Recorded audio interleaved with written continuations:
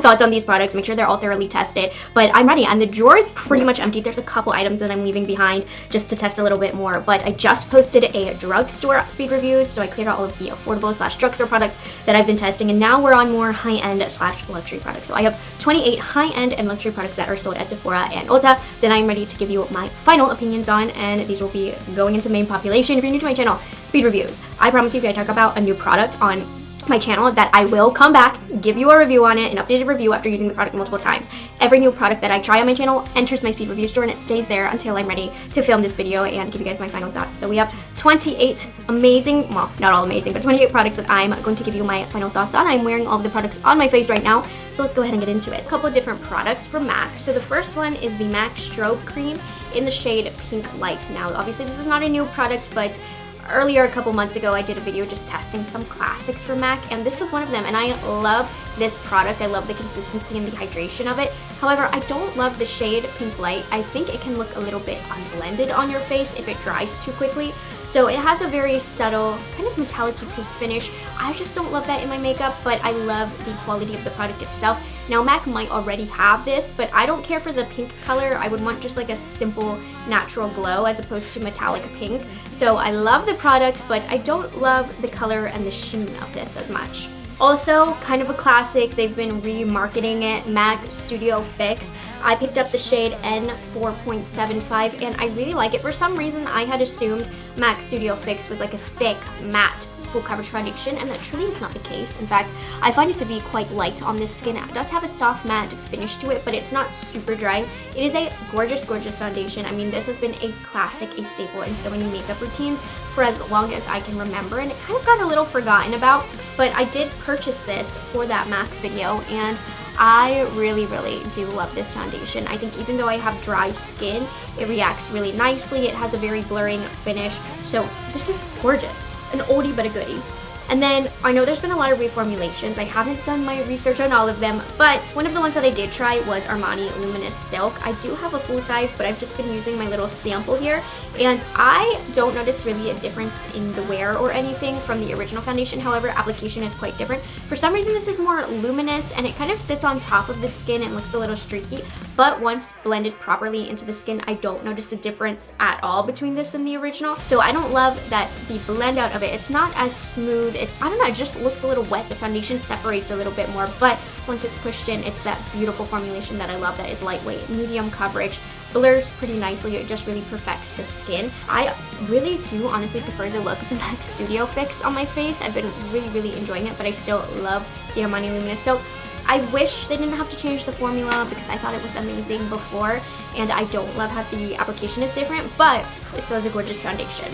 I also picked up from Ulta the About Face The Illusionist Skin Focused Concealer. I was very excited for this because I love the foundation, but I do think the concealer falls a bit short.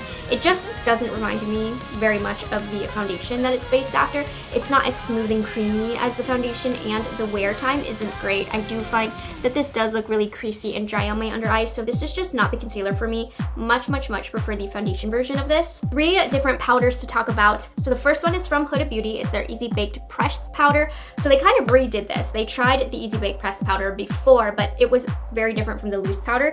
I think this is as close to the loose powder as it can get. This is much more well done than that first launch. It's extremely blurring. It's great for on the go. It blurs the skin. I don't think it's as blurring as the loose powder, but that's the nature of loose powders. They just blur the best, but this is about as close as it can get. So I am very, very, very happy with this. I think this is a new awesome staple in Huda Beauty's line. She met the task this time, completed it. Very, very good. Also, I've been using actually a ton on my maternity leave. I was using this all over my face a lot. I used a lot more powder foundations just for a quick throw on makeup. I have this Laura Mercier Real Flawless Feather Matte Powder Foundation. I've been using 1W Brioche, and then also the shade 1N Marzipan. 1W Brioche is a bit more yellow, I would say. I'm trying to open up Marzipan. So this is the more neutral undertone and the more yellow. So I've been using them on different places on my face. So this is not a full coverage powder. I was hoping it would be with the name being the Feather Matte Powder Foundation, but it really is a light coverage, but it certainly did the job of on my bare skin. I would apply a grippy primer, and then I would pat on this and it would even everything out. So it gave a light coverage but still evened everything, but it wasn't full coverage like my Natasha Denona or Fenty Beauty powder foundation, and could look a little dry if my skin was not properly prepped. For me, I've been liking this a little bit more for setting my makeup while adding a little bit of additional coverage. Again, it's not the most blurring, it's not the most smoothing. It can look a little dry if you're not careful. This is a decent powder, but it hasn't been anywhere near my favorite powder for the purposes that I've been using it. So it's fine, I'll use it, but I probably wouldn't majorly recommend it. Gets the job done. Nothing terrible to say about it at all, just there's a lot of powders out there. And then the last powder that I have is from the Guerlain Holiday Collection. This is their Meteorites Midnight Glow. It took me a little bit to give you my final review on this. I mean, this is such a fun product where it's all these little balls, and then how you use the product is kind of similar to an Hourglass Ambient powder, where I just like to kind of put it all over, taking a big fluffy brush. This has such a beautiful classic scent to it that reminds me of my childhood, because my mom has been using these ever since I was a kid, and it kind of blurs, adds a subtle glow, and then kind of sets the makeup as well. My only thing with this particular color, and this was limited edition, is there's glitters in it. So the product itself, really beautiful. It's more so about that luxury experience more than anything. Adds a subtle glow, but also adds a little bit of glitter, so I don't love this shade, but yeah, that's where I'm at with that. One bronzer product from Dior, it is the Forever Skin Bronze. I picked up the shade Soft Fair, so this is supposed to be warm, it's supposed to bronze. Very, very beautiful. I think I still prefer the contour version of this. This is a little bit wetter, a little bit more creamier, less powdery than the contour version, but really gorgeous. Have no complaints about application, color, anything. So if you want a good bronze stick, are not afraid to drop a little bit of coin on it. If you're a fan of Dior Beauty, really enjoy this. Great amount of pigment, really easy, even application. Lasts a long time, doesn't cause powder to skip over top. Super good. Bobbi Brown.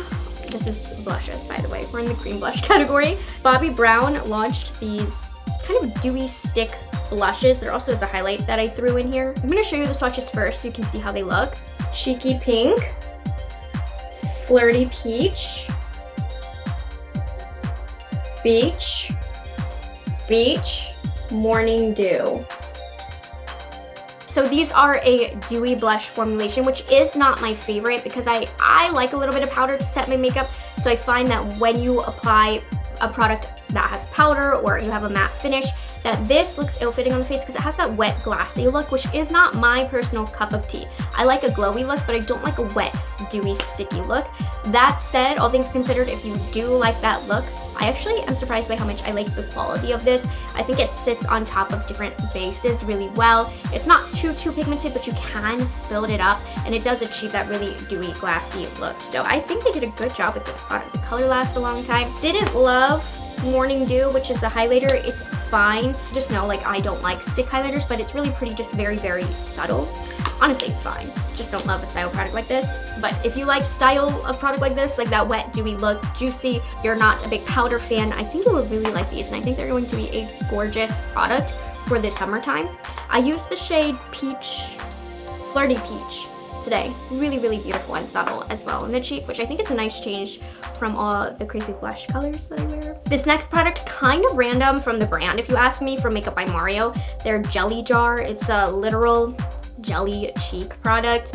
Kind of gimmicky, kind of not true to the heart of the brand, if you ask me. It's just not very on brand for them, but I don't mind the quality of this. But again, I just don't like this style of product. Let me show you the swatches that I have. Pink Chai, Rose Crush, Mauve Latte, Berry Toasty, Cherry Pie, Pink Sugar. All things considered, I think that this applies quite nice for being a jelly product. It definitely gives more color than I thought. It gives that wet, hydrated look. So if you have dry skin, I think it will look nice.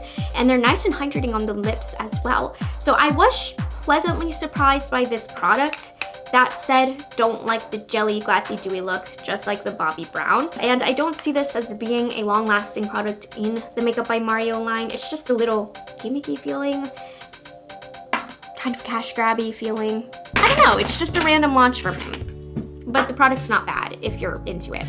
Natasha Denona for her spring collection launched a couple new shades for their high blushes. Pleasantly surprised about these. I did do a video on the whole spring collection. I tried on both of these blushes and I didn't think they were going to be anything special. I thought this Lush Lila shade was going to look foul on me, but honestly, very, very pretty, both of them. Now, these aren't my favorite formula in the world as far as cream cheek products go. You get kind of this moussey, putty cream cheek product that's more matte or flat, and then you have one that has more intentional glow slash highlight, though depending on your skin tone. The formula of them is okay. I've never been obsessed with the get the job done, but was pleasantly surprised at how these colors looked on me. As much as I wanted to be, unfortunately, I wasn't a biggest fan of Kosas's new product, their Shiny Objects powder highlights. Now, these are marketed that you can put them anywhere on the eyes, lips, face. And when I swatch them, you know, it feels a little hard, a little bit dry, okay? It definitely feels powdery.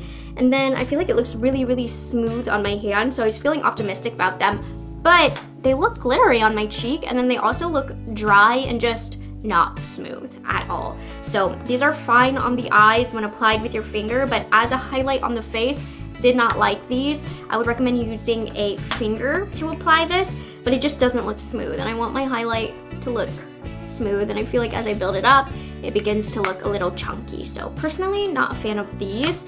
Kind of more up my alley when it comes to highlights is something like this. This is the MAC Extra Dimension Skin Finish. I picked up the shade Beaming Blush because it has like a peachy gold shift to it, and I just think that this is so, so stunning. I love a MAC highlight. They do a good job. Do you see how much more smooth this looks? I feel like over the Kosas, this color I think would be gorgeous on a medium complexion. It's like slightly too dark for me. Not that I care, I'm still applying it.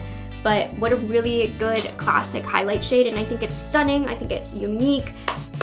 Really enjoy this. And then the last product for base is from Fenty. It's the Dew and Plum Hydrating Nectar Face Mist. Now, this doesn't necessarily need to be used over makeup. You can also just use it as a refresher and hydrator over the skin, but I do feel like this adds some nice hydration to my skin, especially when I have a lot of powder on, because even though I like powder, I do have dry skin. So for some flexibility of the powders, I like to use this, and I think it's really hydrating. It has a nice soft, kind of peachy scent to it, and I do think it makes my powders more flexible, and because of the ingredients in this, I do feel like it really does hydrate my skin. So if you have dry skin, this is great. I mean, I know there's a lot of different amazing hydrating sprays out there, but I like that one.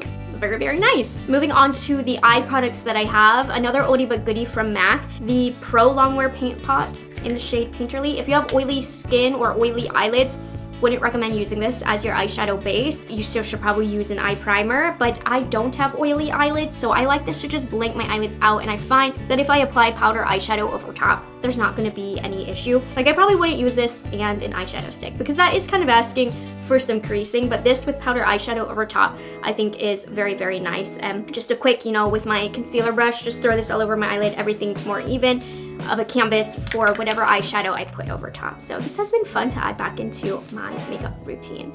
And then I've tried a lot of new finishes of the MAC eyeshadows. They kind of rebranded, remarketed their single eyeshadows, but I was honestly a little disappointed in them.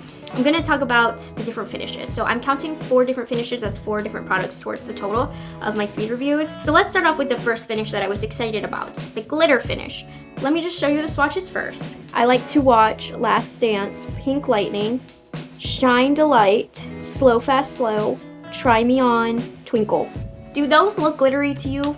They're very thin, not what I was expecting. And I had 2 shades in my collection from MAC in a finish that I don't believe they sell anymore, Dazzle Shadow. But I did notice they had 2 shades, well, I had 2 shades in the Dazzle Shadows that are now in their glitter finish. And they're different formulas, and I much prefer how the Dazzle Shadows are. So this is a bit of a downgrade. So for example, here is the new Last Dance in the glitter finish. Here is what I had before in the Dazzle Shadow. So here's glitter finish, and then this is the Last Dance Dazzle Shadow. So you can see this one is a little bit thicker, it's more glimmery. Top shadow is the new glitter, bottom one is the Dazzle Shadow, which is actually glittery. You'll get more fallout with it, but same thing here with the shade I Like to Watch. You can just see it in pan. This is the new glitter, and then this is the Dazzle Shadow. Like, you can totally see the difference. So they did a big disservice to these shades What I was expecting from a glitter finish from MAC would be more of what they used to have. So I don't like the new glitter finishes from MAC. They're totally thin and lackluster. Something that I think, a finish that I think is a little bit stronger from them are the metallic finishes. They're a little bit thicker, they give a little bit more, falling a little flat in my opinion. There's just better quality eyeshadows out there, but they're still really, really pretty. For example, today I used the shade Bust all over my eyelid. It is a metallic shade, but I really feel as though it's more of a satin finish. Really gorgeous kind of gunmetal-y taupe shade that I have all over my eyelid. After Party, Blueprint, Bust, Joy to Glitz, Walk It, Yes to Sequins. The next finish I have from MAC are the Shade Shift Chromes. I think there's another few shades, but I just kept these two. Ethereal on top, Venom on bottom. Now these feel really nice, really creamy, very, very smooth.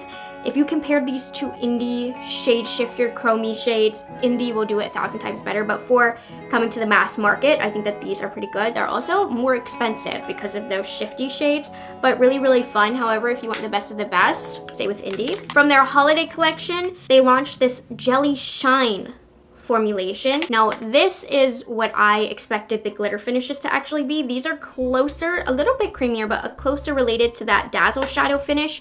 I have the shade Glimmer for Breakfast, Ice List, Sparkle Sparkle. I have the shade Sparkle Sparkle all over my eyelid on top of the Bust shade that I used. Now this is what I expected that glitter formula to be more like. These are called Jelly Shine eyeshadows. There's nothing jelly about these at all. These are literally just a plain powder eyeshadow. So I don't know what they're talking about, but they are very, very pretty. So I do like this formula. However, Jelly Shine, not how I would describe it. So those are the new revamps of the line. I also did pick up one of their extra dimension shadows in Sweet Heat. This is not new to the brand whatsoever, but I think this is such a pretty one and done eyeshadow all over the lid. It's kind of like a brownie champagne. Looks really beautiful. I just posted a short of me applying it really quickly.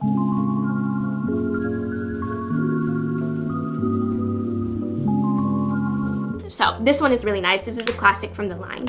I've been loving it. There were a couple of eyeliners that I tried. So this first one is definitely my favorite of the two from Urban Decay. These are interesting. The 24/7 liquid sticks. So if you look up online, these are supposed to be a hybrid between a liquid liner and a pencil liner. These are just a really slick pencil liner, but it's supposed to give you that full impact and pigment that a liquid liner gives, which I really do think it does, but that blendability and ease of use with a pencil liner. So these have also a brush on the back end that you can use to smudge.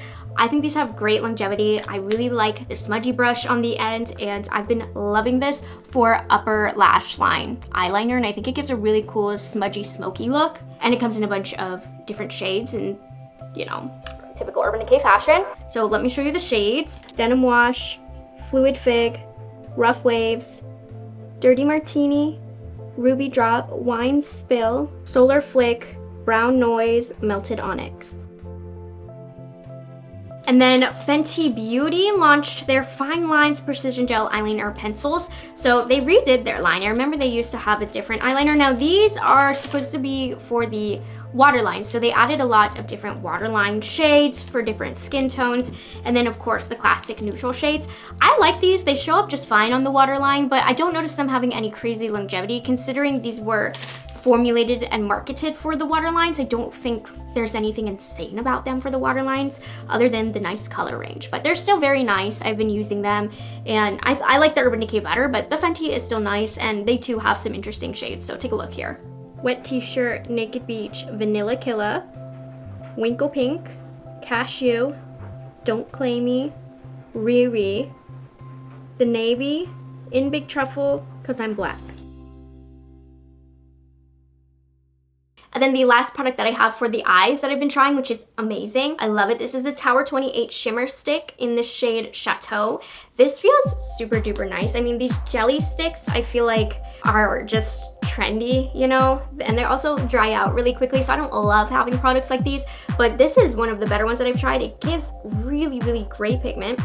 It has kind of a cooling sensation on the eyelid, and honestly when it dries down it feels just like a powder eyeshadow. It's nice and thin, and I think this is just gorgeous all over the eyelid. I love the shade that I got. Very easy to use, great wear time, can be blended out with a brush if you want to blend out the edges of this, but stays put, as you can see, once it dries. So love, love, love this. If I wasn't dubious on these kind of formulations in terms of them lasting a long time in my collection, I would pick up more shades of this. This is really, really gorgeous. You should definitely go into stores, swatch the product, because the performance on this is gorgeous and they just look gorgeous. Okay, finishing up with the lip category from the MAC Holiday Collection. I know it's already March and I'm still talking about it, but they've just been in my speed review store. This is the Sugar Crystal Lip Oil Stick in the shade Glisten Up. Definitely more of a novelty more than anything. It has like gorgeous embossment, and then it looks really pretty and iridescent. It's just like a clear, thin lip balm. Honestly, it's very nice and smooth on the lips. I think it's kind of fun to pull it out,